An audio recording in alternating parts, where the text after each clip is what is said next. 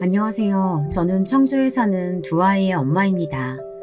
혹시 저와 같은 지역에 사시는 분이 사연을 듣고 계시다면 반가울 것 같은데요. 사연 채널이라는 것을 처음 접한 것은 지금으로부터 3년 전이었답니다.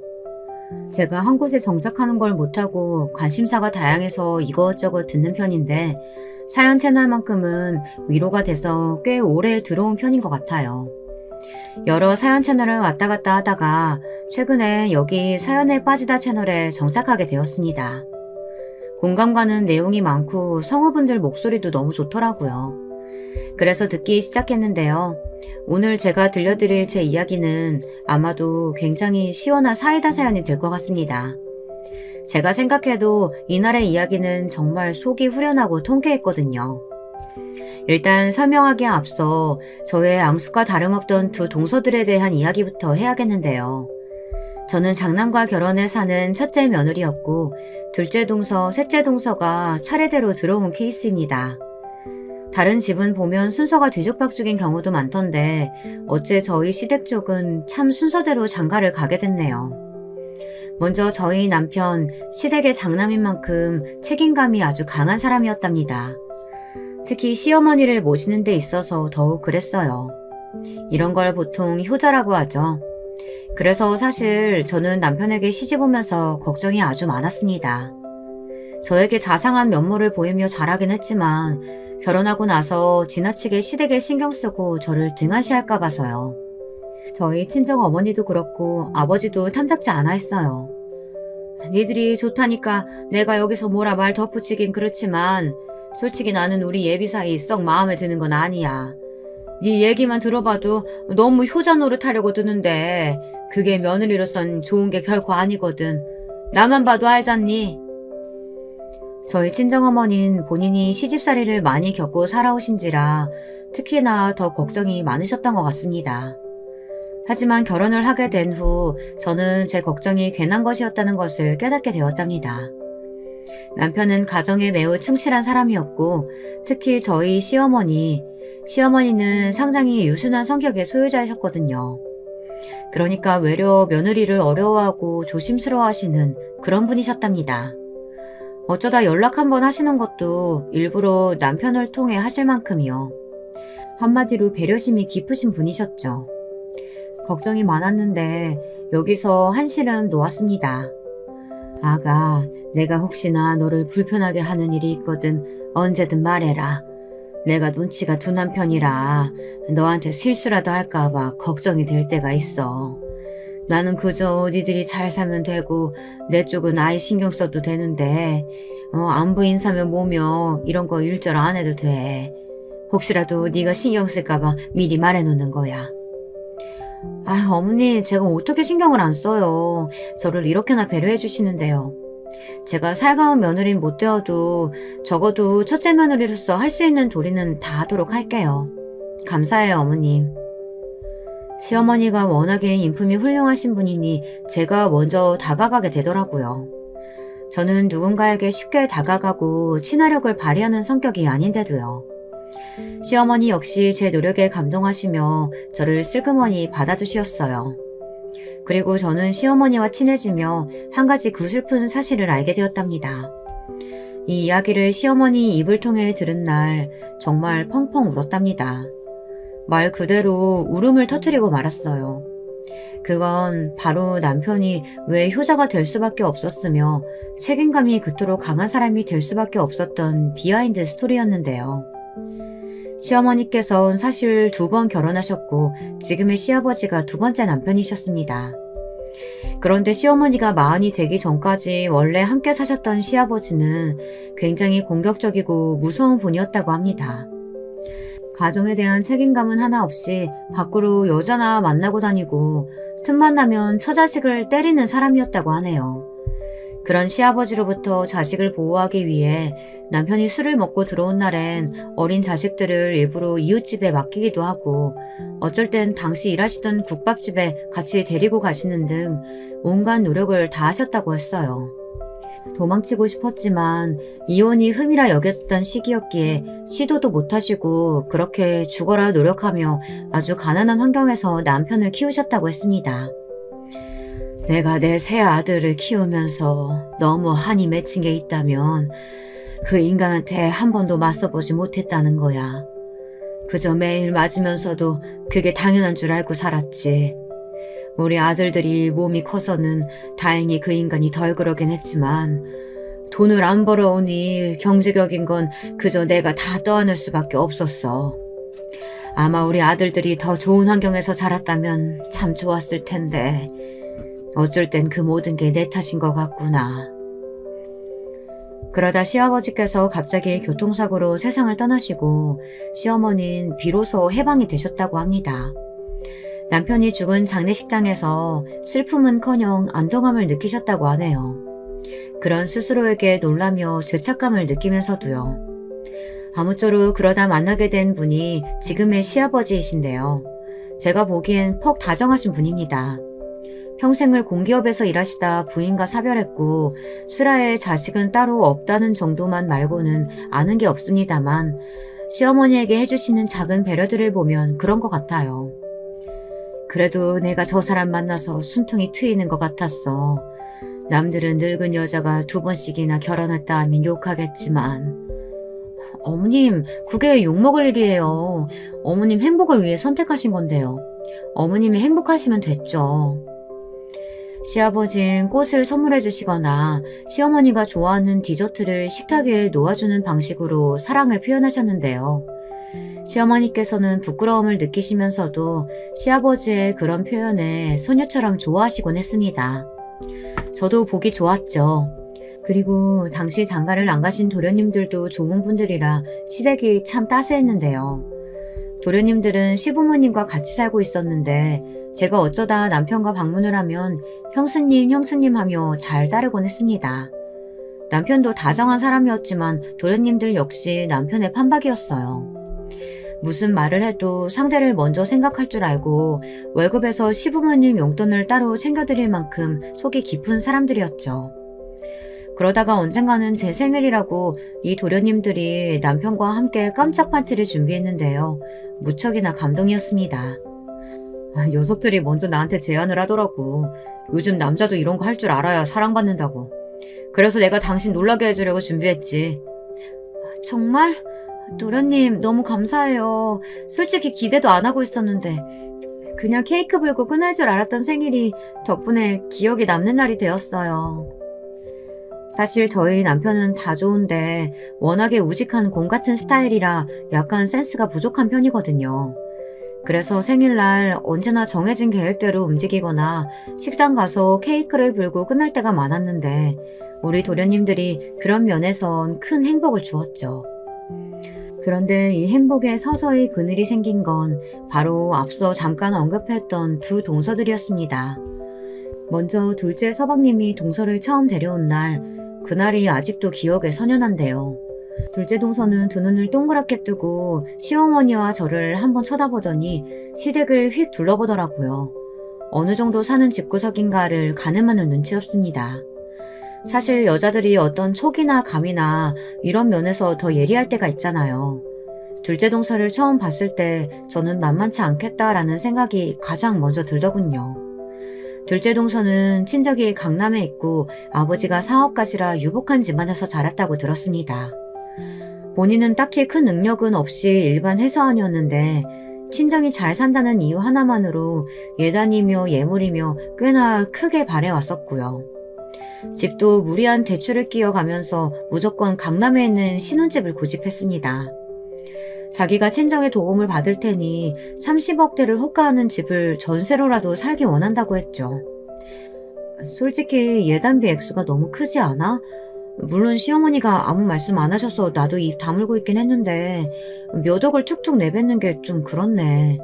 우리 도련님 좋은 금융 공기업 다니고 잘릴 걱정도 없이 좋은 조건인데 자꾸 자기 친정 이야기하면서 선심 쓰듯 구는 것도 마음에 안 들어. 남편도 제 말에 한숨을 푹 쉬었습니다.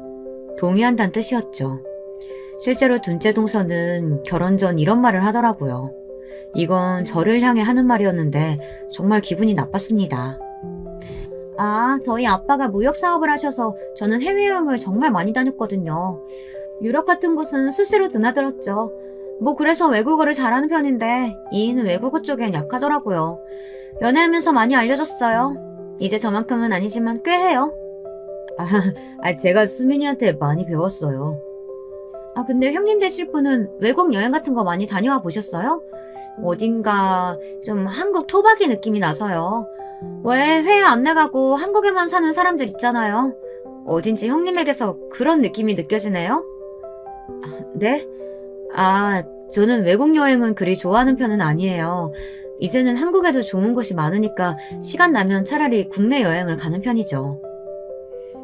실제로 저는 이미 어렸을 적 외국 여행을 많이 다녀왔기에 남편과 시간이 맞을 때면 국내 여행을 자주 다녀오곤 했습니다. 물론 아이를 낳고 나서는 시간 여유가 없었기에 그럴 여력도 없었지만요. 근데 이놈의 둘째 동서가 결혼 후엔 완전 정신줄을 놓은 건지 자꾸 저를 자극하더라고요.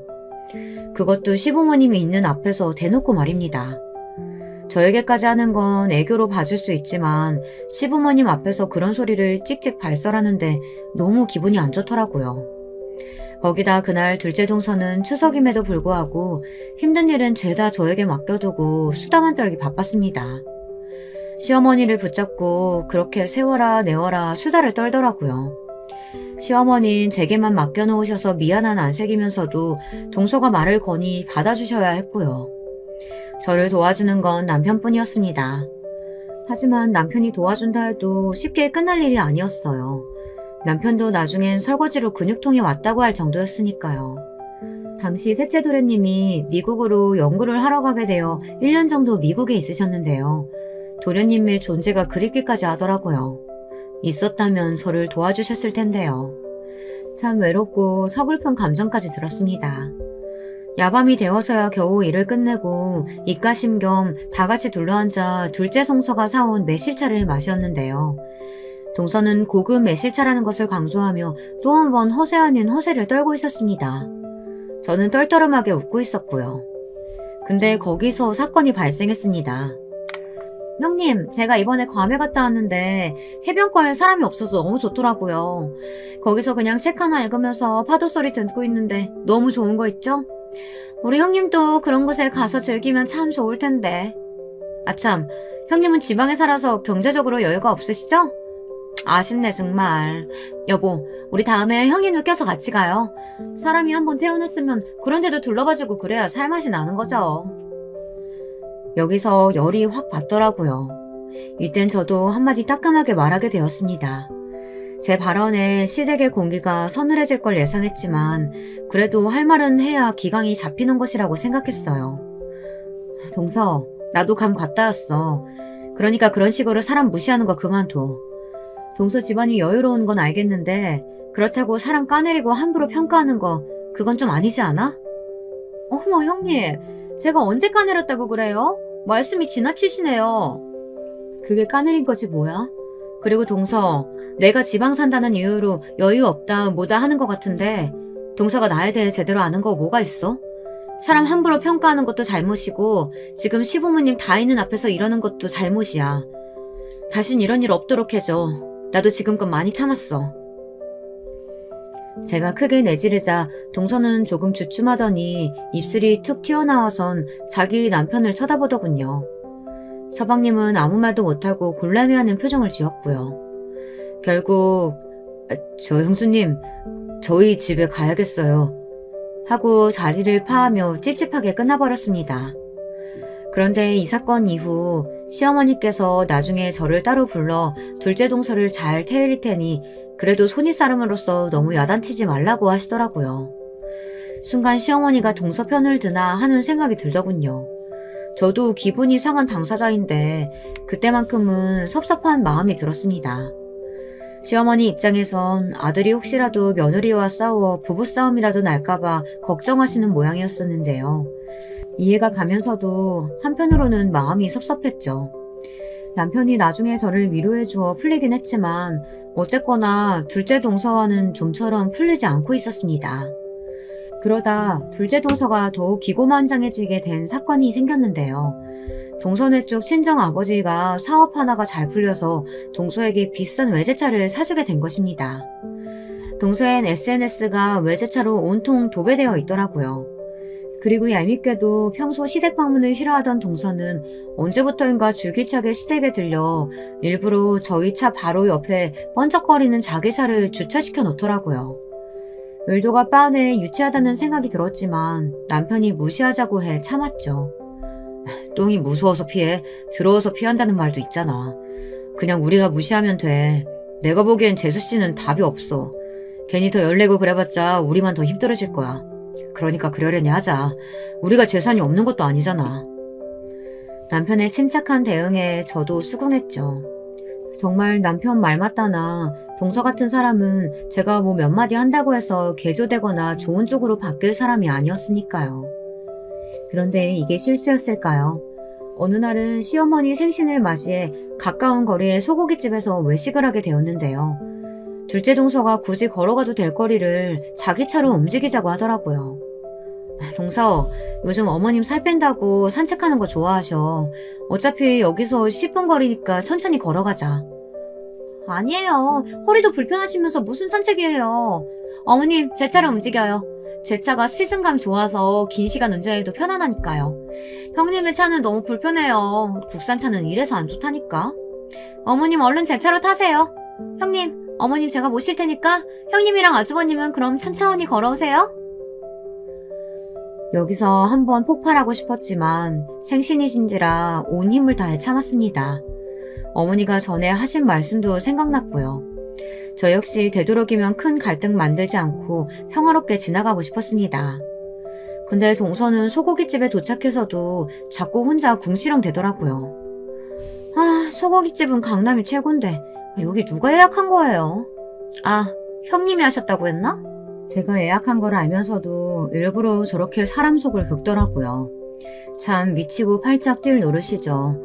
남편도 내내 불편한 표정으로 고기를 구웠습니다. 둘째 서방님은 못 들은 척 행동하고 있었고요. 동서의 말로 인해 분위기가 다시 한번 서늘해졌는데 정작 본인은 모르더라고요. 모른다는 게 신기했죠. 저 같으면 눈치라도 한번 봤을 텐데요. 그러다 제가 남편이 굽고 있던 집게를 이어받아 소고기를 굽기 시작했는데 갑자기 동서가 그 모습을 뻔히 보더니 이런 질문을 하더라고요.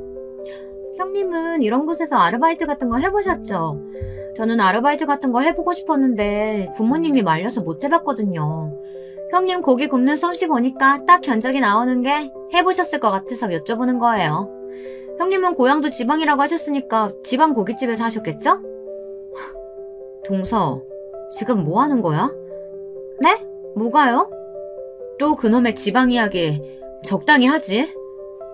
이 말에 동서가 조용히 침묵을 지키더라고요. 천진한 얼굴로 묻는 동서의 얼굴을 한 대 때려주고 싶었는데 다행히 그 뒤론 알아서 조용히 있길래 참았습니다. 근데 시간이 좀 지나자 이어진 말은 전보다 훨씬 더 심했습니다. 제가 구운 고기를 서방님이 집어 동서의 그릇에 올려놓았는데 근데 형님 일해보신 것 치고는 고기를 잘 굽는 판은 아니시네요. 여기 핏물이 그대로잖아요. 제 건 다시 구워주세요. 이걸 어떻게 먹으라고 주는 거야. 지방에서 일하셔서 그런가? 여보, 그럼 당신이 구워 먹어. 왜 그래, 형수님 불편하게.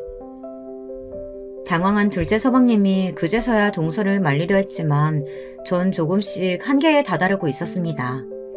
동서는 계속 다시 구워달라며 고기를 제 쪽으로 던지더군요. 경악스럽게도 고기가 그대로 제 가슴 쪽으로 던져져 툭 바닥에 떨궈졌습니다. 가뜩이나 하얀색 블라우스를 입고 있었는데 옷이 엉망이 되어버렸죠. 그 와중에 시부모님께서는 일단 가만히 지켜보실 뿐 별 말씀이 없으셨습니다. 저는 속상한 마음에 바닥에 떨궈진 고기를 줍고 한마디 하려고 했는데 그때 저보다 먼저 나선 사람이 있었어요. 재수씨, 뭐 하는 겁니까? 바로 험악한 얼굴을 하고 있는 남편이었어요. 지금 내 아내가 만만해요? 내 아내 재수씨 손이 동서되는 사람이에요. 예의를 지킬 땐 지켜야지. 지금 선을 넘어도 너무 넘는 거 아니에요? 나 누군가에게 특히 가족한테 듣기 안 좋은 말 하는 사람 아닙니다. 근데 이건 정말 지나치네요. 식당 와서 집게 한 번 안 들고 계속 이거 해라 저거 해라 시켜대는 태도 그거 뭐예요? 내 아내를 뭘로 생각하는 겁니까? 지금 당장 사과해주세요. 남편이 이렇게까지 화가 나서 나선 적은 처음이었습니다. 그러자 동서도 그제야 당황했는지 말을 얼버무리며 그런 의도가 아니었다는 등 고기를 불판에 던지려고 했던 게 힘 조절이 잘못되었다는 등 변명을 하더라고요. 그리고 이때 시어머니도 조용히 입술을 여셔서 둘째 네가 잘못한 일이라고 한마디 하셨어요. 모두가 둘째 동서를 좋지 않은 눈길로 보자 단단히 위축되어 이래서 처음부터 집에 가고 싶었다느니 그런 말을 내뱉더라고요.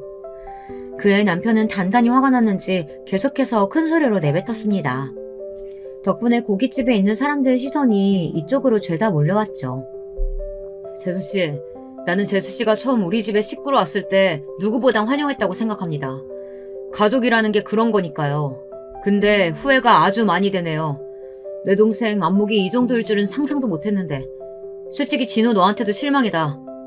형으로서 너한테 못한 거 없다고 생각했는데 나름 챙겼다고 생각했는데 넌 재수씨만 신경 쓰느라 나나 네 형수가 어떤 기분일지 전혀 생각하지도 않네.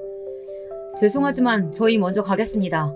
아버지 어머니 식사 마저 하고 오세요. 아 참 형 잠시만. 둘째 서방님이 급하게 자리에서 일어나 저희를 붙잡으려고 했지만 남편은 제 손을 잡고 나와버렸고 그렇게 저희는 자리에서 일어나 밖으로 나갔어요. 그런데 나오자마자 콜라 한 잔 마신 듯한 시원함, 통쾌함과 더불어 약간의 미묘한 찝찝한 감정이 들었습니다. 남편이 한 말은 물론 다 맞는 말이었지만 이후 저희가 편하게 시댁에서 얼굴을 마주하고 대화를 나눌 수는 없을 것 같았기 때문이었죠. 그래도 어찌되었건 다른 건 생각 않고 말을 질러준 남편이 참 고마웠습니다. 그리고 정말 다행이었던 부분은 이후 어떤 대화가 오갔는지는 모르겠지만 둘째 동서의 행동이 꽤나 얌전해졌다는 것이었어요. 여기서 얌전해졌다는 말은 무례하지 않게 저를 대했고 명절날에 자기 도리는 하고 가더라고요. 평상시 같으면 절대 하지 않을 요리도 하는 신용이라도 했고요.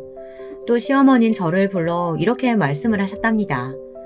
이 말씀으로 사실 그간 쌓여있던 오해가 많이 풀어지게 되었는데요. 아가, 내가 너를 더 챙겼어야 했는데 그날 진성이가 한 말 듣고 나도 많이 반성하게 되더구나. 미안하다. 나도 모르게 젊었을 적 습관이 나와버린 게야.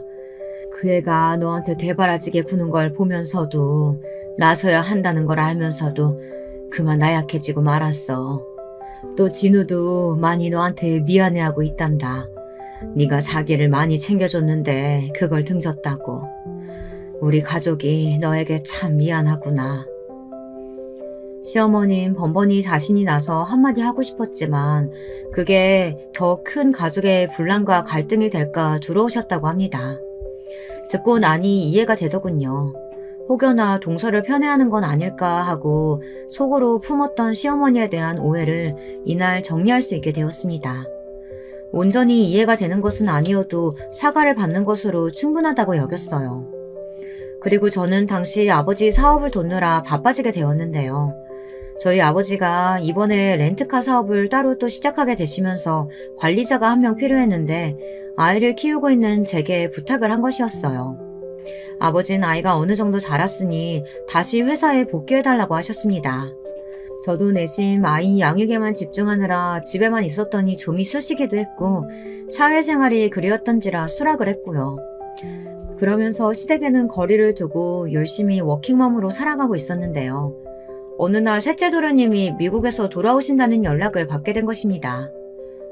네? 도련님이 이제 오신다고요? 당연히 기쁘죠. 뭐 먹고 싶어요? 귀국 파티 해야죠. 타지에서 연구 마치고 돌아오시느라 힘들었을 텐데 제가 대접할게요. 에이, 마음은 감사한데 요리하시긴 힘드실 테니까 그냥 우리 밖에서 먹어요.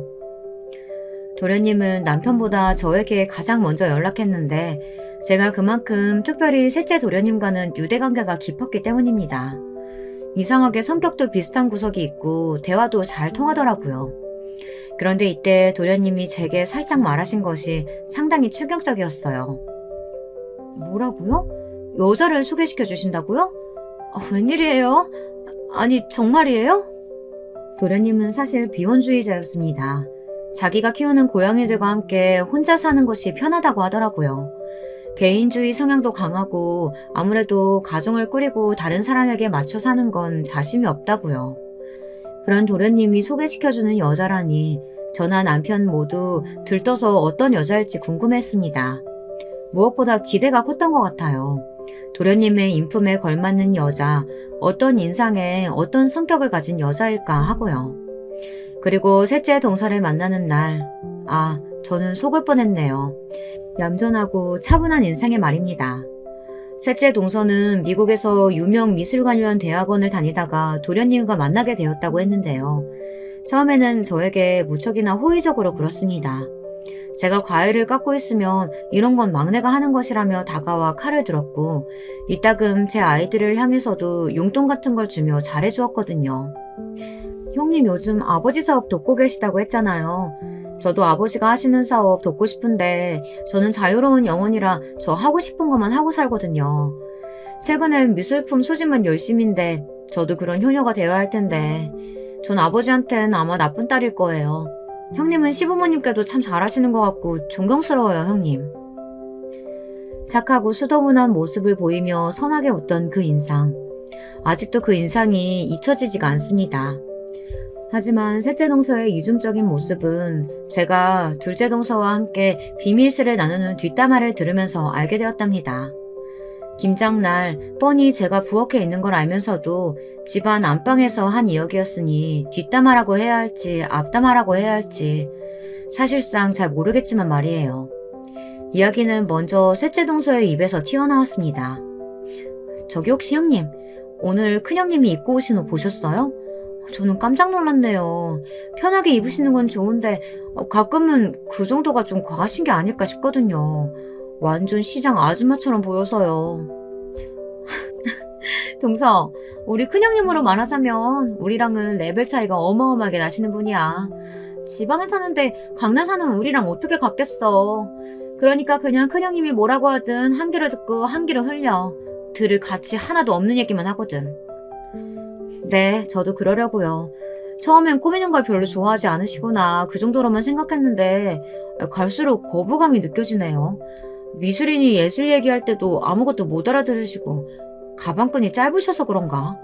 수준 차이가 너무 느껴져요. 아니면 원래 지방 사람들이 그런가? 어쨌든 이야기할 때 대화가 안 되니까 답답하네요. 동서들의 말에 너무나 충격을 받아 저는 김장을 하다 말고 비닐장갑에 묻은 김치 국물이 앞치마에 묻은지도 모른 채 5분을 멍하니 있었던 것 같습니다. 그리고 이때 참으로 어이가 없었던 것이 둘 다 저에 대해 정확한 정보도 알지 못한 채 저런 말을 나불댄다는 것이었습니다. 속이 상해 이것을 시어머니에게 털어놓지도 못하고 집에 와서야 남편에게 말하게 되었는데요.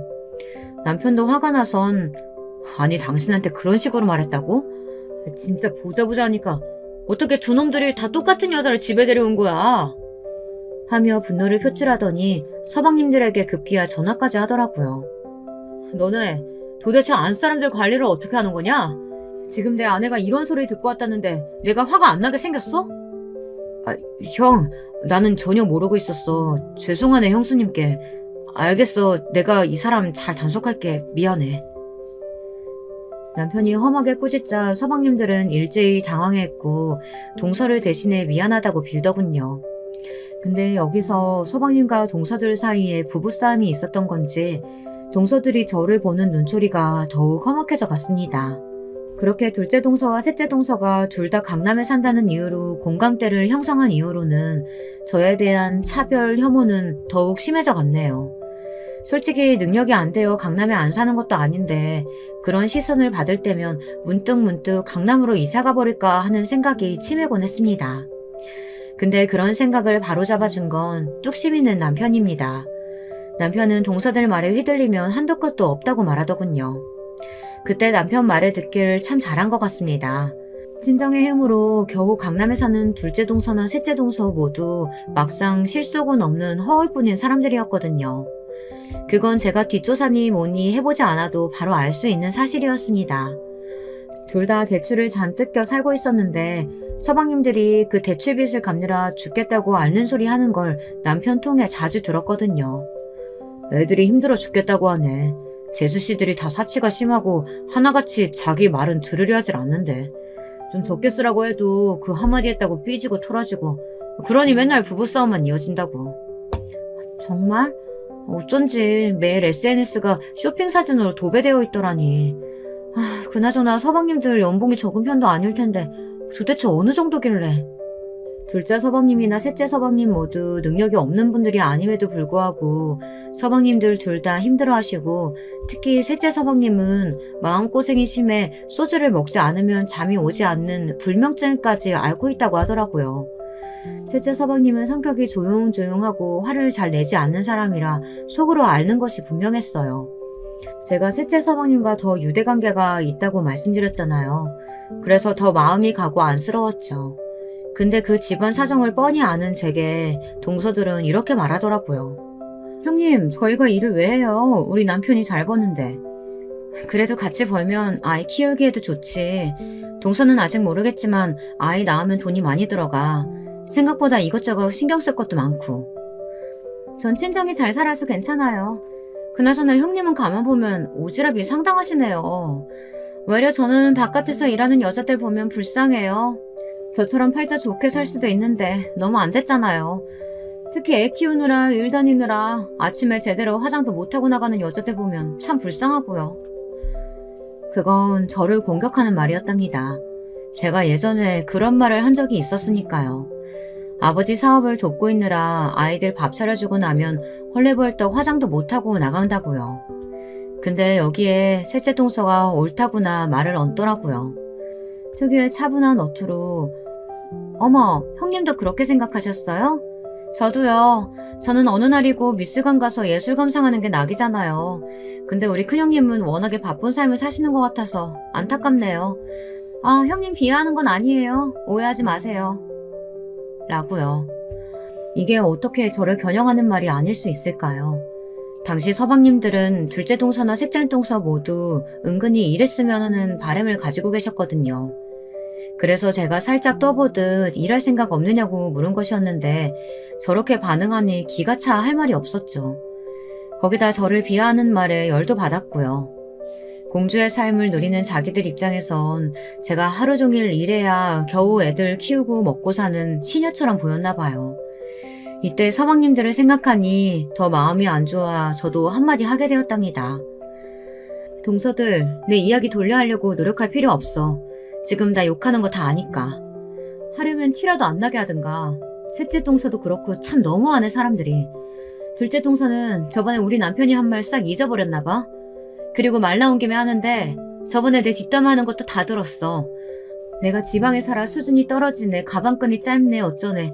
왜 그런 말들을 하는 거야, 가족끼리? 어머, 형님, 수준 떨어지는 게 뭐 틀린 말인가요?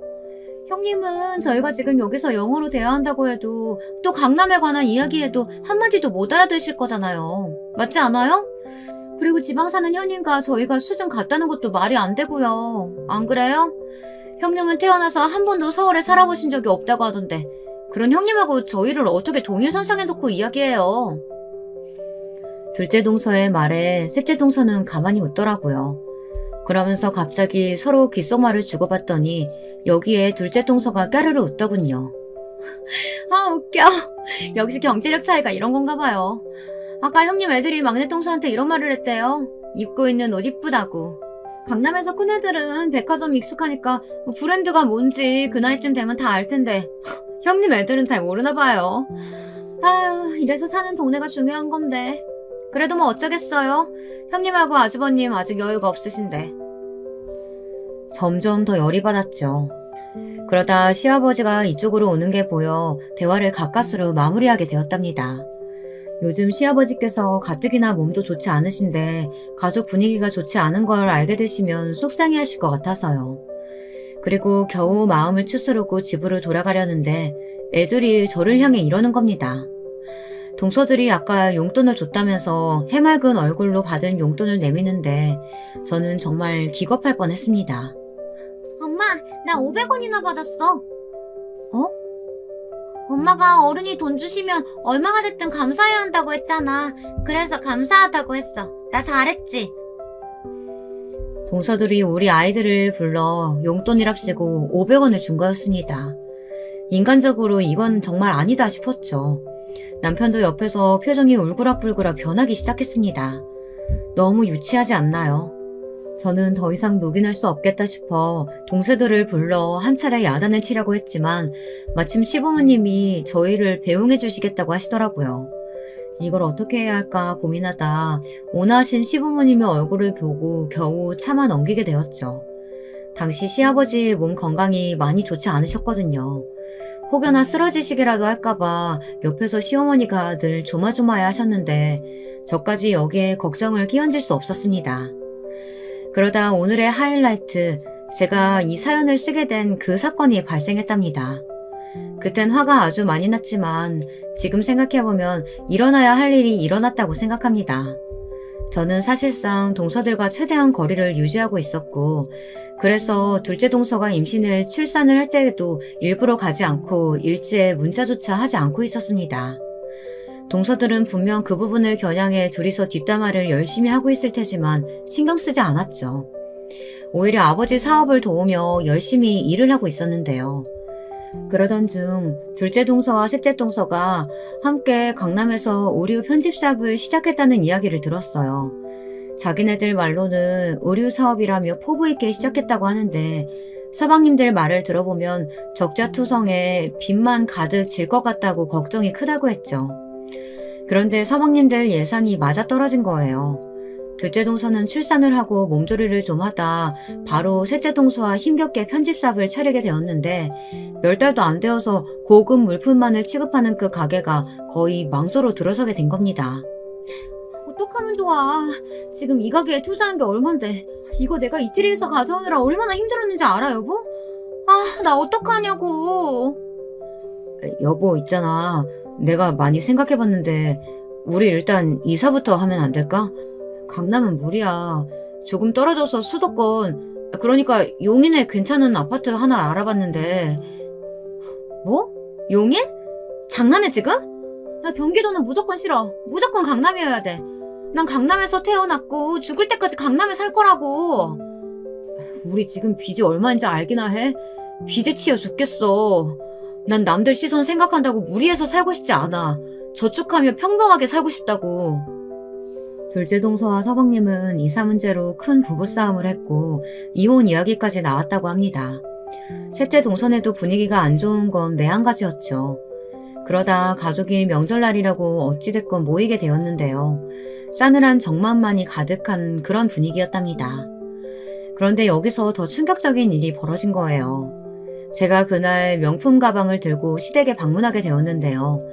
평소에는 일할 때가 많아 편하게 입고 에코백이나 일반 가방을 들고 갔는데 이번에 시어머니께서 전도 사 먹고 간소하게 하자고 하셔 명품 가방을 들고 나름 차려입고 갔답니다. 그런데 거기서 동서들이 갑자기 대놓고 웃으며 가방 이야기를 시작하더군요. 어머 큰형님, 아까 들고 온 가방이요. 시장에서 짭싸셨어요? 차라리 비싼 돈 주시더라도 명품을 사시지. 형님 같은 분은 명품이라도 걸쳐야 태가 나요. 그러니까요. 근데 형님 이거 되게 진짜 같아요. 이 가방 명품으로 사려면 좋게 3천만 원은 할 텐데. 아, 요즘 중국산 명품 이런 게 유행한다더니 혹시 그런 데서 구매하신 건가요? 당시 남자들은 밖에 잠깐 담배를 피우러 나갔고 시어머니와 저 동서들 이렇게 앉아 과일을 먹고 있을 때였는데 두 동서들이 그런 식으로 비웃더라고요. 늘 조용함을 유지하고 있던 시어머니의 표정이 일그러졌고 저도 동서들이 제게 이런 모욕을 주니 이건 한번 붙어보자는 것이 다름없는 것 같아 정품이라는 것을 증명하며 한마디 하려고 했습니다. 그런데 시어머니가 막으시더라고요. 잠깐만 아가야. 내가 말하마. 지금까지 내가 하고 싶은 말이 많았는데 꾹 참고 있었거든. 시어머니는 그렇게 말씀하시더니 갑자기 부엌에서 주걱 하나를 가져오셨습니다. 모두가 시어머니의 행동에 얼떨떨해했죠. 갑자기 밥을 묻은 주걱을 가져오셔선 두 동서들을 노려보고 있었으니까요. 그때 놀랄만한 일이 벌어졌습니다. 시어머니의 주걱이 두 동서들의 머리를 차례로 강타한 것입니다. 그것도 탁 하고 맑은 소리가 울려 퍼질 만큼 크게요. 저도 놀라서 커진 눈으로 시어머니를 바라봤는데 그때 시어머니의 기세등등한 모습, 호랑이 같은 모습이 너무나 반가웠죠. 이런 망할 것 같은 이라고 어쩜 이리 아둔할까? 얘가 니들 밥줄이야. 당장 싹싹 빌어. 그게 무슨 말씀이세요? 형님이 저희 밥줄이라뇨. 아니, 전 전혀 이해가 안 되는데요. 니들이 시작했다는 그 고급 옷가게인지 뭔지 내 아들 돈 축내며 하는 짓거리, 그 가게 건물이 얘네 친정 거다. 곧 얘한테 넘어올 거고. 그것도 모르고 이 멍청한 것들이 어디서 허영심을 부리고 자빠져 있어. 시어머니의 말에 동서들은 둘 다 넘어가기 일보 직전인 표정이었습니다. 그제야 저에게 진짜냐며 서둘러 물어오더라고요. 형님, 진짜예요? 아니죠? 아니, 형님 친정이 그 강남 건물 소유주시라고요? 그 건물에 100억이 넘어가는데 그럴 리가. 형님 지방 사시잖아요. 지방에서 나고 자랐다고. 근데 어떻게 이런 일이. 동서, 정신 좀 차려. 지방 살면 뭐 다 가난하다는 법 있어? 우리 친정도 그렇고 나도 그렇고 단 한 번도 가난하게 자란 적 없어. 물론 사업이니 고비와 있었지. 그래도 동서처럼 막무가내로 책임지지도 못할 일 벌려가며 살진 않았어. 우리가 이런 부축적한 거 떠벌리고 싶지 않아 조용히 있었더니 원래 빈수리가 요란하다고 동서를 보니 알겠더라. 조심해 동서. 눈 똑바로 뜨고 앞으로 동서 주변 잘 보고 다니라고. 제가 일가를 날리자 두 동서들은 충격받은 얼굴로 풀썩 주저앉아 버리더군요. 셋째 동서는 현기증이 나는 듯 머리를 감싸쥐고 있었고요. 사실 동서들이 우유 가게를 연다고 했을 때 그 가게가 저희 아버지 건물에 들어온 건 우연이었습니다. 아버지께서 제가 핸드폰으로 동서들의 얼굴을 보여준 적이 있던지라 제게 귀뜸을 해오시긴 했지만 시어머니께만 알려드리고 모른 척 굴었고요. 어머님, 이건 어머님만 알고 계시고 우리끼리 비밀로 해요. 왜 굳이 비밀로 해야 하니? 쟤들이 네 재력 알면 덜 괴롭힐 텐데. 어차피 전 동서들이 하는 말 신경도 안 써요. 오히려 알면 뭐 하나라도 뜯어가려고 할 텐데 저는 그런 관심이 더 불편하고요. 알겠다. 그럼 나도 모른 척하고 있으마. 다만 언젠가 좋은 카드가 될 것 같다는 생각은 하고 있었어요. 그걸 시어머니께서 이렇게 시원하게 터뜨려버릴 줄은 몰랐지만요. 시어머니는 제 말이 끝나자마자 주먹으로 한 번씩 더 동서들의 머리를 강타하시더니 한 말씀 길게 남기셨는데요. 너희들, 첫째 아가 번번이 무시하던 그 못된 버릇, 내가 그 버릇 고칠 자신이 없어 그냥 두고만 있었더니 어째 점점 더 심해지더구나. 이건 큰며느리도 무시한 거고 니들 시어머니인 나도 무시한 게지. 며느리로 들어온 애들이 너네처럼 못돼 처먹은 애들일 줄은 상상도 못했다. 어떻게 둘째 너는 애까지 낳았다는 여자가 그럴 수가 있니? 니들 앞으로 첫째 애 말 맞다나 정신 똑바로 차리고 살아. 이런 일 다시 또 안 생기란 보장 있어? 내가 두고 볼 거야. 니들 내 전 남편보다 더 악독하고 지독하다. 시어머니의 말씀이 끝나자 두 동서들은 더 죄지은 표정이 되었습니다. 셋째 동서는 거의 울기 직전이더라고요. 그때 밖에 나가 있던 남편과 서방님들이 들어왔어요. 시아버지도 함께였어요. 시어머니는 대충 상황을 설명하시려는 듯 했는데 저는 고개를 내젓고 나중에 말씀드리자는 눈짓을 했습니다. 오늘은 이 정도에서 분란을 마무리 짓는 게 좋을 것 같았거든요. 그 후 좋은 소식부터 말씀드리자면 동서들은 서방님들과 모두 이혼을 했습니다. 둘째 동서, 셋째 동서 예외 없이 모두요. 어느 날 시어머니께서 서방님들을 불러 진지하게 이런 말씀을 하셨다고 합니다. 두 동서들의 행태에 대해 말하며 그런 여자와 행복하게 살 자신이 있겠느냐고요. 행복이란 말에서 셋째 서방님은 이미 고개를 저으셨고 그간 동서들에게 불만이 쌓일 만큼 쌓여왔던 서방님들은 일제히 그렇게 이혼 서류를 내미셨다고 합니다. 시어머니는 나중에 저를 따로 불러 이런 말씀을 해주셨어요. 내가 진즉에 이렇게 했어야 할 것을 너무 미안하더구나. 목소리를 내지 못하고 가만히 지켜보고만 있었던 것이 참 죄책감이 들었단다. 이제야 나도 발 뻗고 잘 수 있겠어. 시어머니는 지금껏 한결같이 효부 며느리 노릇을 해준 제게 고맙다고 하셨고 저도 괜스레 감동에 젖어 눈물을 흘렸답니다. 또 시어머니는 서방님들이 동서들과 이혼을 하게 되어 속이 후련하다고 하시더라고요. 저 역시 그랬죠. 형수님, 제가 형수님한테 도움받은 게 많은데 와이프랑 결혼하고 나서는 유독 못해드린 것 같아요. 실망시켜드려서 죄송합니다. 와이프 입장만 생각하느라 형 말대로 형수님 기분을 상하게 해드렸어요. 일단 사과부터 드리고 싶어요. 부디 못난 저를 용서해주세요. 앞으로 잘할게요. 서방님들은 저에게 와 이런 용서를 빌기도 했는데 저는 괜찮다고 이해한다고 말해주었답니다. 사실 서방님 잘못이 아니었으니까요. 물론 동서들은 그 전에 저를 한번 찾아와 울며 불며 난리가 났습니다. 아마도 시어머니의 배후에 제가 있다고 생각이 되었는지 서방님들이 시어머니의 말을 듣고 와 갑자기 이혼을 선언했다고 제발 시어머니의 마음을 돌려달라고 하더군요. 내가 무슨 재주로 어머님 마음을 돌려. 난 그럴 일 없어. 그리고 부부 문제는 알아서 해결해. 다들 그 정도 나이는 됐잖아? 연로하신 시어머니 찾아가지도 말고. 제가 딱 버티고 서서 그렇게 말하자 둘 다 힘없이 돌아갔습니다. 거기다 사실 시어머니뿐 아니라 이번엔 평소 말씀이 별로 없으시고 무뚝뚝하신 시아버지마저 개입해 이혼하라고 성하셨다고 하네요. 시아버진 서방님들과는 특히나 더 정서적인 교류가 없으셨는데요. 이번 일을 들으시곤 넘어갈 수 없다고 판단하신 모양이죠. 게다가 동서들은 마지막 발악이라도 하고 싶었는지 자기들 편집샵이라도 유지하려고 저희 친정아버지까지 찾아갔는데요. 친정아버지가 먼저 제게 의견을 구해오더라고요. 하지만 동서들은 이미 적자의 형태로 운영해오고 있었고 나아질 기미는 더더욱 없었어요. 월세도 못 내고 있는 형편이었기에 동서들을 봐줄 이유가 하등 없었습니다. 사실상 그 옷을 보는 안목이라는 게 동서들에겐 전혀 없었거든요. 그래서 나가는 것으로 마무리가 되었답니다. 마지막으로 동서들의 우는 얼굴을 보는데 짠하면서도 고소한 마음이 동시에 들더라고요. 하지만 좋은 일이 있으면 안 좋은 일이 있듯 두 번째로 조금 안 좋은 소식이 있었는데요. 저희 친정아버지께서 최근에 암 판정을 받으시고 병원에 입원하시게 된 겁니다. 늘 건강하리라고만 생각했던 아버지가 갑자기 암 선고라니 하늘이 무너지는 기분이었답니다.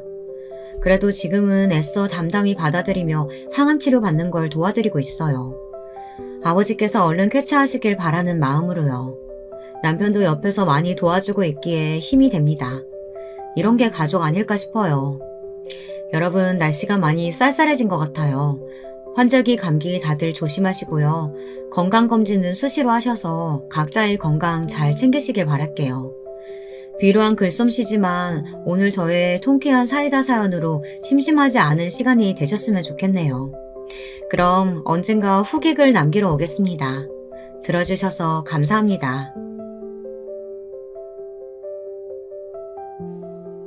안녕하세요. 저는 30대 여성입니다. 지금은 시골에서 열심히 양봉과 농장 일을 하고 있고요. 올해는 그래도 큰 문제 없이 한 해를 지내고 있어서 다행이에요. 항상 사연 유튜브 듣고 있는데 제 이야기도 보내보고 싶어서 글을 씁니다.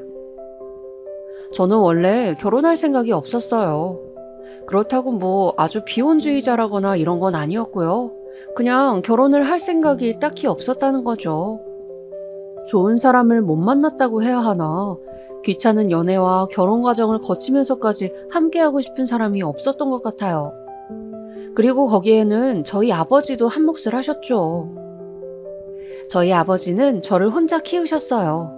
어머니가 일찍 돌아가셨는데 병으로 돌아가셨던 거라 아버지가 무척 가슴이 아프셨다고 하셨어요. 그 시절에 벌써 연애 결혼을 하셨던 분들이라 사별이 더 충격이었다고요. 그래서 아버지는 재혼도 안 하시고 다른 누구를 만나지도 않으시고 저를 혼자 키워내셨죠. 저희 아버지는 시골에서 양봉하고 농장을 하셨는데요. 친가에서 물려받아 키운 농장과 양봉이라 규모가 꽤 컸어요. 특히 농장 쪽이 컸죠. 양봉은 아버지 입장에서는 취미 정도로 하시는 거였는데 그렇다고 해도 규모가 커서 꿀도 참 많이 나왔고요. 아무튼 아버지가 혼자 몸으로 저를 키워주셨으니 저 역시도 아버지가 무척 소중했어요. 아버지한테 마음도 많이 쓰이고 걱정도 많이 되었고요. 그래서 20대 때는 이대로 그냥 아버지와 함께 평생 시골에서 살아도 되겠다 했었거든요. 그런데 제가 이대로 노처녀로 늙을 것 같았던지 아버지가 조바심을 내기 시작하셨어요. 아무래도 옛날 분들 생각하시기에는 결혼 안 한 노처녀는 하자 있는 것으로 보이잖아요. 저희 아버지는 정말 좋은 분이셨지만 정말 옛날 분이시기도 했거든요. 늦게 결혼하셔서 늦게 저를 낳으셨고 딸이라곤 저 하나였기에 더욱이나 보호 본능도 강하셨던 것 같고요. 그래서 저는 그다지 결혼 생각이 없는데 아버지가 안달을 내셔서 여기저기 선을 보고 다니게 되었어요. 사실 그리 늦은 나이도 아니었는데 아버지가 난리를 치셔서 중매라는 형태로 남자를 만나게 된 거였죠. 저는 솔직히 관심이 없었는데 남자들은 그래도 제가 마음에 드는 사람들이 있었나 봐요. 그런데 한두 번 더 만나다가도 재미가 없어서 그냥 그만두고 그랬거든요. 그러다가 한 10번째쯤 나간 선에서 결국 괜찮은 사람하고 만나게 되었죠. 그러다가 결혼도 하게 되었고요. 남편감으로 결정한 사람은 사업하는 사람이었고요. 사업이 상당히 잘 되고 있고 사람도 유머러스한 편이었어요. 대신 외모는 그렇게 봐줄만 하지 않았는데 제 생각에는 아마 그래서 결혼을 하지 못했던 것 같아요. 시골에 사는 20대 후반 여성하고 선을 볼 정도면 아마 예쁜 도시 여자들한테는 다 차였던 거겠죠. 30 중반인데 벌써 머리도 벗겨지고 키도 작고 그랬어요. 그런데 저는 남자 외모는 크게 관심이 없어서 그냥 사람 괜찮고 평생 살 때 경제적으로 어려움 없으면 되겠다 싶은 마음가짐이었거든요.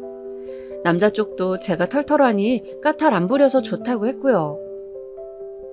그래서 결혼을 준비하면서 시댁에 처음으로 인사를 가게 되었어요. 아버지 인연으로 소개를 받아 선을 봤던 남자라서 아버지 지인의 친구분이셨더라고요. 그러니까 아버지하고 곧장 아는 건 아니고 건너 아는 정도에. 수도권 도시에 시댁이 있었는데 남편이 돈을 잘 벌어서인지 좋은 아파트였어요. 당시 예비 신랑 말로는 자기네 집이 아버지는 그냥 평범한 회사원이셨는데 자기가 아파트를 사들였다고 하더군요.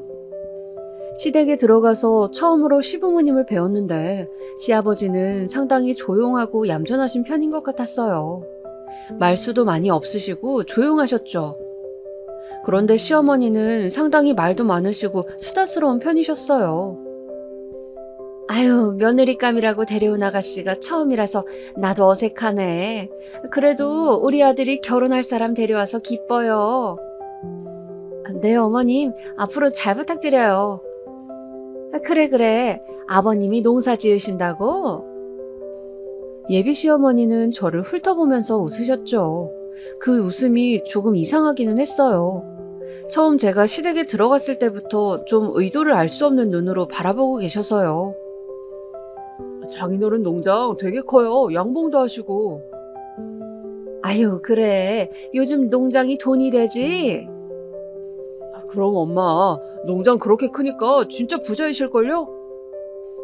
남편은 고개를 끄덕이면서 당연하다는 듯이 말했어요.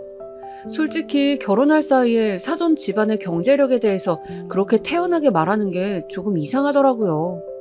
그런데 거기서 제가 끼어들어서 이상한 소리라고 할 수도 없고 그래서 저는 그냥 웃으면서 듣고만 있었죠.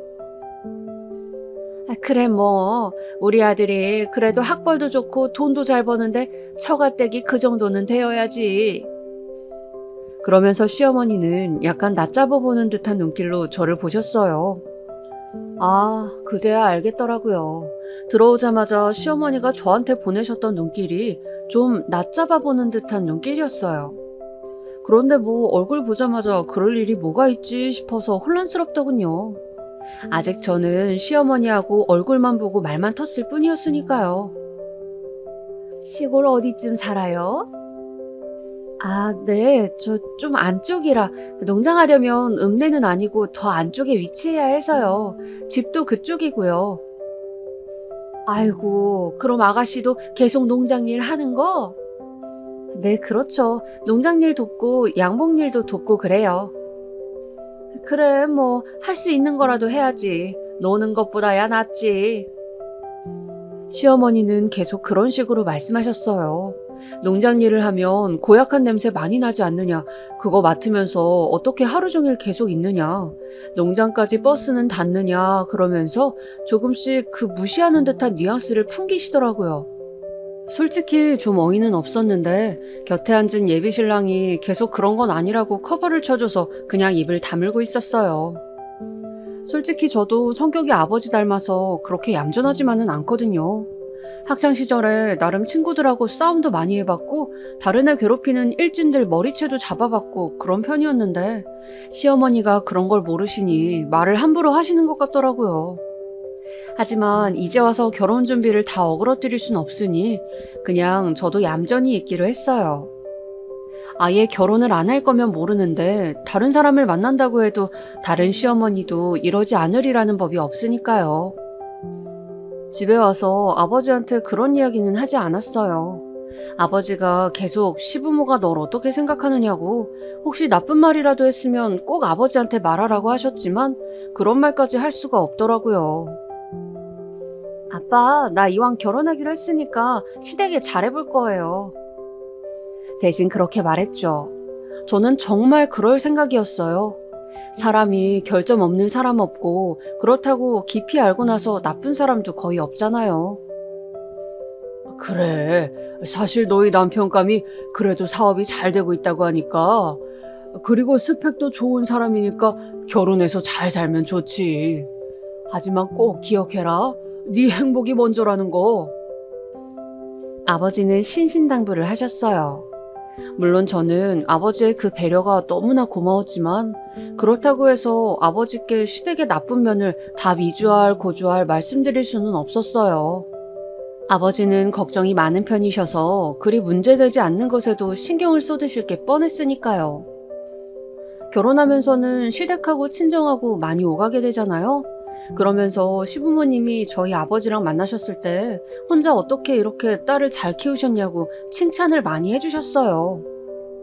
시아버지께서 점잖게 한마디 하시면 시어머니께서 저희 아버지한테 수다스럽게 며느리감이 참 예쁘고 참하다는 말씀을 해주셨죠. 저희 아버지는 그게 기분이 좋으셔서 아유 감사하다면서 몇 번이나 인사를 하셨어요. 사실 저희 아버지가 혼자 저를 키우신 게 좀 콤플렉스였거든요. 혹시라도 아빠 혼자 키운 딸이라고 밖에 나가서 안 좋은 소리 들을까 걱정된다고요.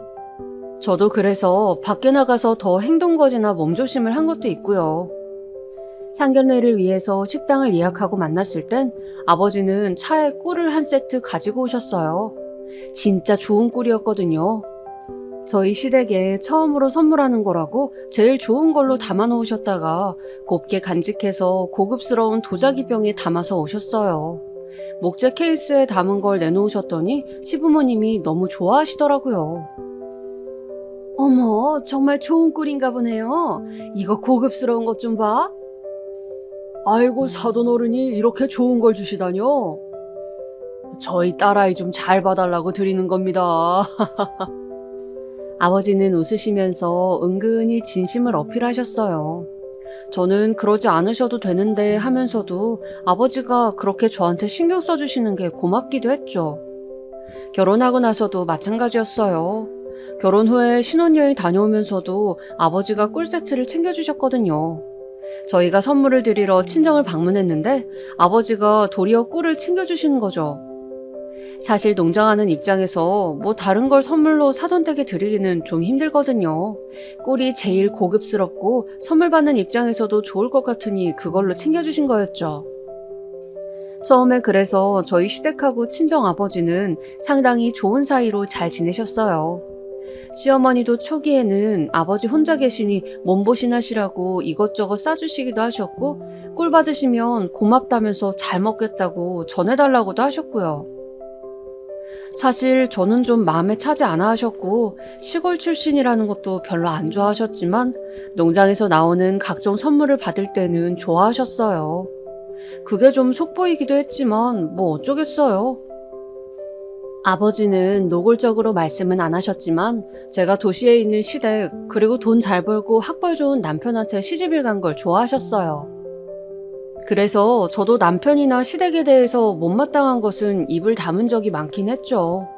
시어머니가 특히 좀 시골 출신이라고 말끝마다 무시하는 게 있었지만 저는 그래도 참을만 했어요. 남편이 다정하고 유머 있는 편이라서 같이 있으면 재미있었고 사실 제가 가장 많은 시간을 보내는 건 시어머니가 아닌 남편이었으니까요. 그런데 그냥저냥 잘 지내던 시댁에서 점점 더 저희한테 간섭을 해왔어요. 가장 큰 이유는 역시 아이였죠. 저희는 처음부터 아이를 가지려고 많이 노력했어요. 저도 부끄러운 이야기지만 처녀 시절에도 날씬한 적이 별로 없었거든요. 체격이 좋고 좀 살집이 있는 편이라 시어머니께서 아이고 그래 아이는 잘 낳겠구나 하면서 약간 핀잔 주듯이 말씀하신 적도 있었고요. 그래서 저도 당연히 결혼만 하면 아이 바로 가져서 낳겠구나 싶었었죠. 저랑 남편이랑 같이 아이는 최소한 셋 이상은 가지자고 말도 했었고요. 저도 남편도 아이를 참 좋아했거든요. 그런데 문제가 결혼 후에 아무리 노력을 해도 아이가 들어서지 않았던 거죠. 처음에는 그러려니 했어요. 뭐 애가 막 주 단위로 들어서는 것도 아니고 기다리다 보면 되겠지 싶었는데 그러다 반년이 지나갔고요. 그때부터는 조금 초조해져서 주기도 계산해가면서 남편하고 같이 노력을 했어요. 보통 정상적인 부부가 임신을 위해 노력하는데 1년 이상 아이가 들어서지 않으면 난임이라고 한다잖아요. 저하고 남편하고 불쑥 그런 불안감이 드는 거였죠. 혹시라도 둘 중 하나한테 문제가 있어서 난임일까봐. 혹시 우리 뭐 문제 있는 건 아니겠지? 남편은 불안한 듯이 물은 적도 있었어요. 저도 불안했지만 그래도 긍정적이고 낙천적인 편이라서 그런 소리 하지 말라고 남편한테 웃어 보이곤 했었죠. 우리 애 셋 이상은 낳을 거잖아. 그 전에 쉬는 거라고 생각하자. 애는 들어설라 치면 정말 금방 들어선대. 하긴 그렇다고 하지. 남편은 걱정스러운 얼굴이었어요. 그때까지는 시댁에서도 별 말씀이 없으셨죠. 그런데 그 주 주말이었나? 저한테 연락이 오더라고요. 남편 말고 저 혼자 시댁에 좀 오라고요. 무슨 일인가 싶어서 가서 시어머니를 뵈었어요. 시어머니는 무거운 얼굴로 앉아 계시더니 물끄러미 저를 바라보시더군요. 너 혹시 너희 부부 아이 안 들어서니? 네? 저는 당황스러웠어요. 저희 남편도 저도 여태까지 그 관련 이야기는 시댁이든 친정이든 한마디도 하지 않았거든요. 서로 별로 좋은 이야기도 아니라고 생각해서요. 그냥 지금까지 되는 대로 아이 생기면 낳아서 기르려고 했고요. 그 정도만 이야기해왔는데 이렇게 시어머니가 직접적으로 물으시니까 너무 당황스러웠어요. 아, 네, 그게요. 너 이제 30 넘었지? 빨리 아이 낳아야 하잖니. 그런데 애가 안 들어서면 미리 이야기를 했어야지. 아, 어머님, 사실 아직 1년도 안 되었는데요, 결혼한 지. 그래도 너희처럼 젊은 나이에 반년 안에 애 안 들어서면 그건 좀 이상한 거다. 미리미리 약도 먹고 했어야지. 네, 죄송합니다. 아이 걱정을 하시는 시어머니한테 할 말이 없었어요. 시어머니는 화를 내시면서 말씀하시더군요. 아니, 시골 출신이면 좀 이런 거에 밝아야 하는 거 아니니? 그쪽에서 더 손주 보고 싶어 하시지 않아? 그리고 보약 같은 것도 잘 해드시고. 저희는 그렇게까지는 해먹지 않아서. 됐다 얘. 너는 시골 출신으로 취향은 딱 그쪽이면서 어쩜 보약이나 이런 거 임신에 대한 거는 아무것도 모르니? 아유, 살집이 있어서 둔해 보이는 것도 애 잘 낳을 것 같아서 아무 말 안 했더니만. 저는 순간 할 말이 없어서 움츠러들었어요. 저도 그렇게 막 순하고 얌전하지만은 않은 성격인데 제가 노력해도 아이가 들어서지 않았기 때문에 뭔가 좀 위축되더라고요. 시어머니는 계속해서 투덜거리면서 싫은 소리를 하셨고 약을 지어다 주셨어요. 그 이후로는 저한테 약을 꾸준히 챙겨 먹는지 그리고 임신할 수 있게 제대로 계획을 세워서 남편과 밤을 보내는지까지 체크하시더군요. 그럴 때마다 들려오는 싫은 소리는 덤이었어요. 솔직히 정말 싫었는데 저도 보수적인 환경에서 자라다 보니 시어머니가 손주에 민감하게 구시는 게 당연하다고 생각도 들었지요. 남편도 처음에는 좀 귀찮아하다가 결국 자기 어머니 하는 이야기에 넘어갔고요. 저희 아버지는 제가 아이 임신 문제 때문에 힘들다는 말을 듣고서는 좀 놀라서 시댁에 더 신경 써서 선물을 보내셨어요. 거의 2달에 한 번씩은 선물 꾸러미를 보내셨는데 그중에는 꿀 세트하고 한돈 세트 같은 것들도 들어있었죠. 저희가 돼지를 상당히 많이 기르는 농장이라서 꽤나 질이 좋은 돼지고기였어요. 하지만 시어머니는 그걸 보시고서는 못마땅해 하셨죠. 아니, 사돈댁에 선물 보내면서 사돈 어른은 소고기도 아니고 돼지고기를 보내신다니? 그게 저희가 돼지를 길러서요. 소는 몇 마리 안 되고요. 아무리 그래도 그렇지. 돼지도 좋은 한도는 비싸요, 어머님. 그래, 그건 안다만. 아휴, 참. 시골 출신이라 도시 사정을 모르시는 건지. 시어머니는 못마땅하게 중얼거리시고는 했어요. 평소 같으면 저도 그게 짜증이 나서 뭐라도 한마디 했을 텐데 제가 아이 관련으로는 좀 기가 죽어 있어서 뭐라고 하지를 못하겠더라고요. 어쨌든 임신 못하고 있는 하자 있는 며느리였으니까요. 저는 그래서 조심스럽게 아버지한테 전화를 했어요. 아빠, 지금 일하고 계세요? 아니, 아니다. 통화할 수 있어. 왜 그러니? 아버지가 얼마나 농장과 양봉 일을 힘들게 하시는지 아는 저로서는 이런 말씀을 드리는 게 너무 죄송스러웠어요. 하지만 시어머니가 하도 신경질을 부리셔서 그래도 미리 말씀드리는 게 나을 것 같더라고요. 아빠, 근데 있죠. 혹시 앞으로 선물 보내실 때 우리 시댁에요. 돼지고기 대신 꿀 세트 더 넣어서 보내주실 수 있을까? 왜? 무슨 일이 있어? 아니, 돼지고기 세트 고맙다고 하시긴 했는데 그 집 식구들이 많지 않고 입들이 짧아서 고기가 남는데요. 그래서 어떻게 보관해야 하나 좀 난처해 하시더라고. 아이고야, 그렇구나. 아버지가 생각을 못했다. 네, 그럼 다음엔 꿀로 넣어서 보내주마. 네, 아빠, 죄송해요. 아니야. 네가 왜 죄송하니? 아버지는 손사래를 치시고서 전화를 끊으셨어요. 전화를 끊고 나니까 되게 기분이 안 좋더라고요. 아니, 우리 아버지가 뭐가 모자라서 딸년 시댁한테 저렇게 세심하게 선물을 보내고서도 안 좋은 말을 들어야 하는 건지. 임신 못하고 있는 건 난데 왜 우리 아버지가. 그런 생각 때문에 밤잠까지 설칠 지경이었어요. 시어머니가 저한테 차가워지고 아이를 갖지 못하는 기간이 길어지면서 남편도 조금씩 변해가더군요. 남편은 원래 굉장히 다정하고 유머러스한 사람이었어요.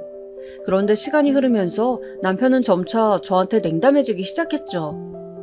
살집이 좀 있는 편인 제 체격도 좋아해주던 사람이었는데 남편이 어느 날 출근하기 전 아침에 저한테 그러는 거예요. 당신은 살 안 빼? 살? 저는 남편한테서 그런 말을 들을 줄은 꿈에도 몰랐었기 때문에 놀라서 남편을 쳐다봤어요. 남편은 좀 한심하다는 듯한 얼굴을 하고 있더라고요. 요즘은 애 낳은 여자들도 죄다 다이어트해서 처녀적처럼 날씬하게 하고 다니더라. 당신은 지금 애도 안 가졌는데 왜 그렇게 살을 안 빼고 관리도 안 해? 하지만 난 처녀 쪽에도 그리 날씬하진 않았는데. 저는 그냥 농담처럼 넘기려고 했어요. 남편이 저렇게 차갑게 나오는 게 낯설었거든요. 하긴 그렇긴 했는데 참, 나도 뭐에 빠져서 당신하고 결혼했는지. 남편의 말은 어느 정도 농담처럼 들리긴 했지만 그렇다고 해서 완전히 웃자고 한 소리는 아니더군요. 저는 그날 아침에 좀 충격을 받았어요. 아무리 그래도 남편만은 제 편에 서줄 줄 알았는데 그게 아니었던 거였죠. 남편은 그런 식으로 조금씩 자기 불평불만을 흘렸어요. 저는 그 이야기를 들으면서 내가 정말 잘못하고 있는 건가? 내가 이러면 안 되는 건가? 하는 생각들을 하게 되었죠. 원래 처녀 쪽에는 굉장히 자신만만하고 자존심도 높은 편이었는데 결혼하고서 뭐 몇 년도 안 되는 사이에 사람이 되게 위축되더라고요. 애는 임신은 안 되지, 시어머니는 계속 저한테 뭐라고 하시지. 남편은 그 사이에 사람이 변한 것처럼 저한테 살 빼고 관리하라고 압박을 주지. 제가 결혼 생활에 힘들어 하시는 것도 모르시고 아버지는 계속해서 시댁에 이것저것 선물을 주셨어요. 그런데 어느 날 시어머니가 저한테 그러시는 거예요. 얘, 너희 아버님 양봉하시잖니? 네, 어머니. 사돈어른 그 꿀이 정말 맛이 좋고 고급스럽다고 다들 칭찬하더구나. 시어머니가 저한테 칭찬을 해주시는 건 굉장히 드문 일이라서 저는 그 말에 금방 으쓱해졌어요. 저희 아버지가 농장도 그렇고 양봉도 그렇고 아주 일을 잘하셨거든요. 그래서 여기까지 농장을 키우신 거기도 하고요. 내가 우리 친척한테 한 병 맛보라고 작은 병으로 퍼줬는데 그 꿀이 그렇게 기가 막히대. 거기다 꿀 먹고서 감기도 싹 나았다지 뭐니? 어머, 그러셨대요? 우리 연세 드신 먼 이모님이 올해 90이 넘으셨는데 그 꿀 드시고 감기 앓다가 금방 일어나셨대. 어머, 잘 됐네요. 도움이 되어서 기뻐요. 아버지께 말씀드릴게요. 그래, 좀 부탁한다.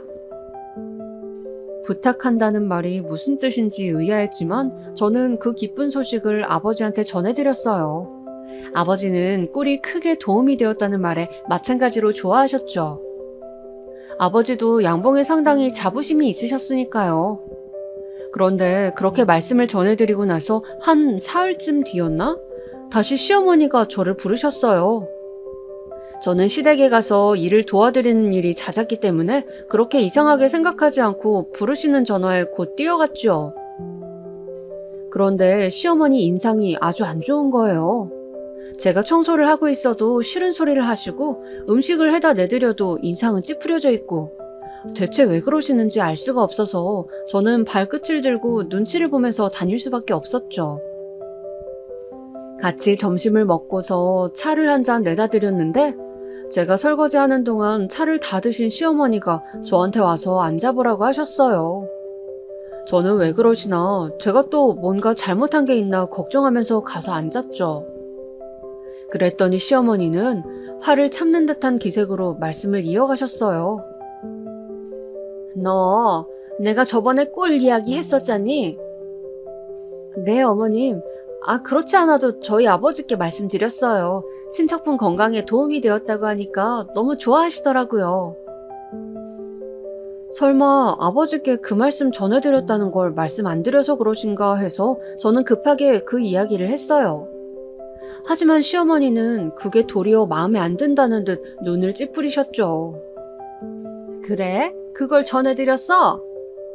네네, 그럼요. 그런데 전달받으시고도 아무 말씀이 없으셨니? 그러니까... 네? 어떤 거요? 꿀 몇 세트 더 안 주시겠다니? 우리 친척들이 맛보고 싶어 하는데... 저는 그제야 시어머니의 의도를 알아챘어요.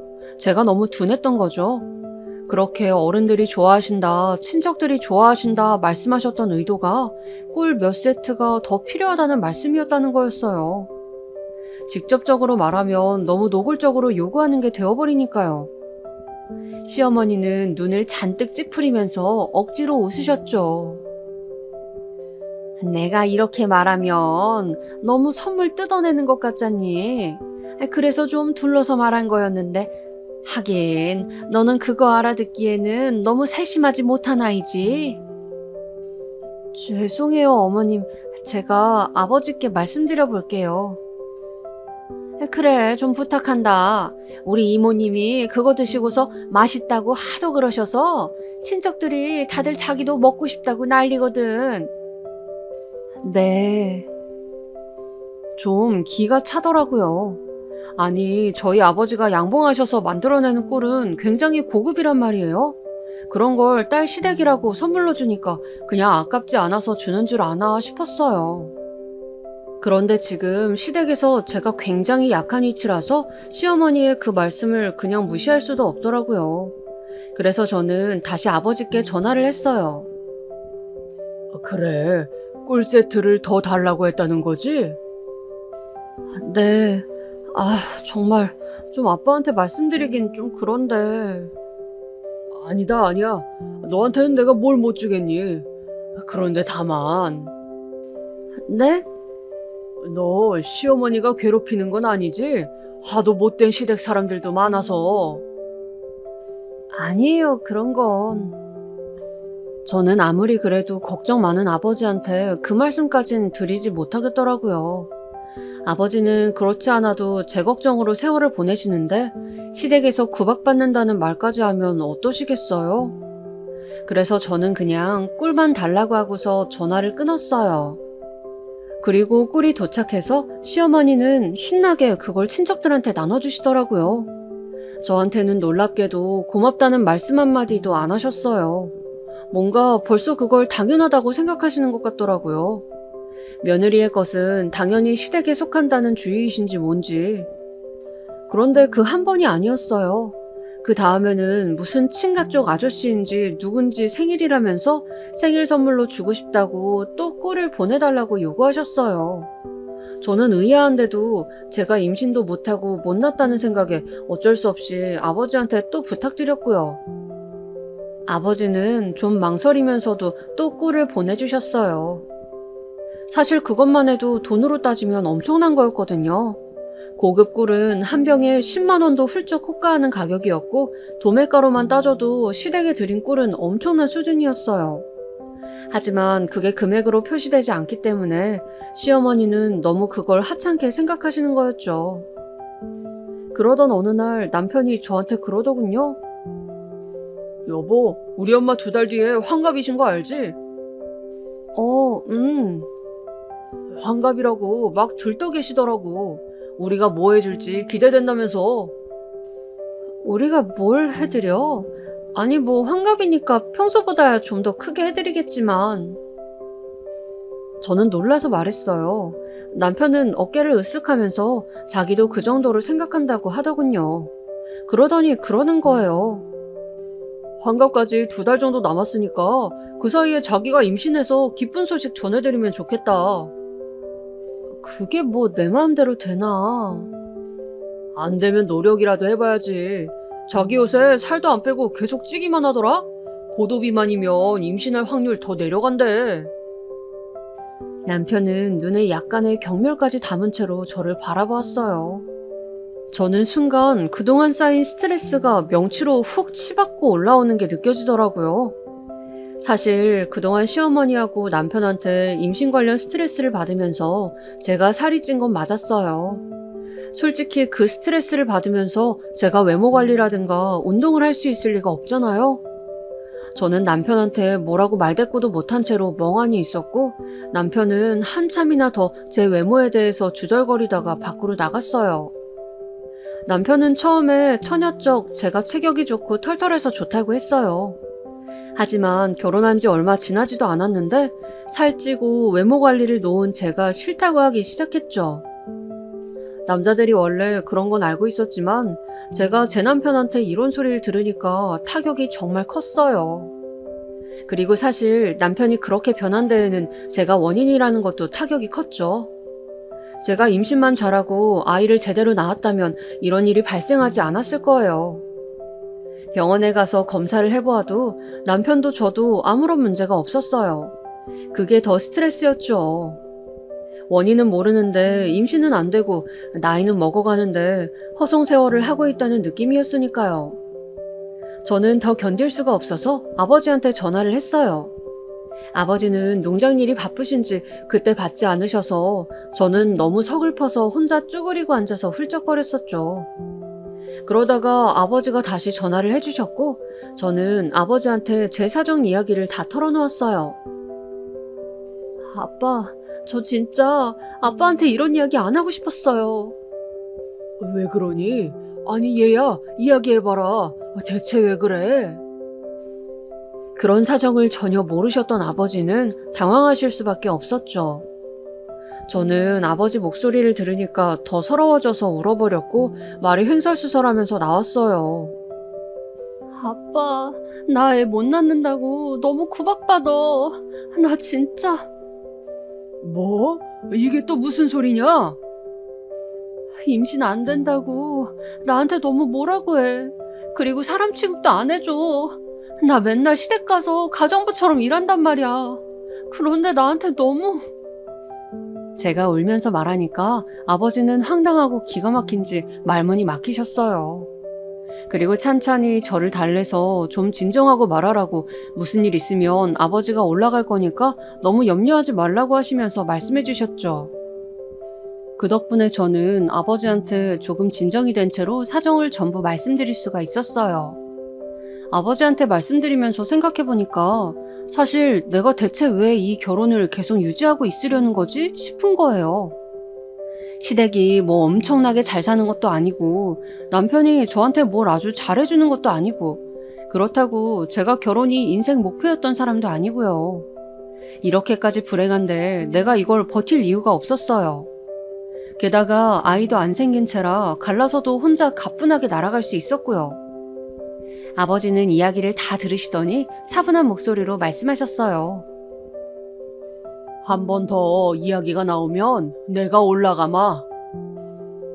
아버지는 화가 나시면 목소리가 도리어 차분해지시거든요. 그래서 저는 정말 화가 나셨구나 하는 걸 알 수 있었죠. 무슨 일 있으면 꼭 말해라. 내가 너 그렇게 불행하라고 시집 보낸 거 아니니까.